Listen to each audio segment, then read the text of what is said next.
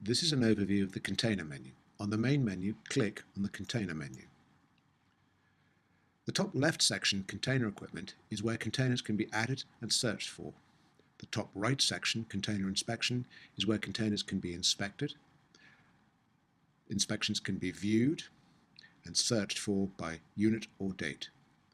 The middle section, Container Activity, is where activities of containers can be searched for or an activity performed and activities viewed. Empty in is where you receive an empty container back into the terminal or zone of operations. The process will generate a ticket for the yard with an activity number to be scanned or entered. Empty out is where you dispatch an empty against a booking or to another location.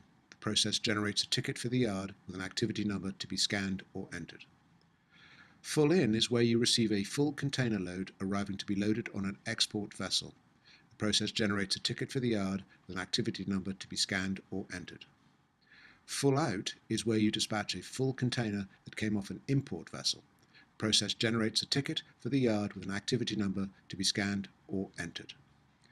Yard operations allows you to perform yard functions sitting at your desk. If you are using handhelds in the yard, these functions are performed by yard personnel.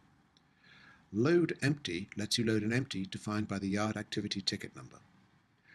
Unload empty lets you unload an empty defined by the yard activity number. Load full lets you load a full container defined by the yard activity ticket number. Unload full lets you unload a full container defined by the yard activity ticket number. Stuff container lets you stuff or consolidate cargo to a container.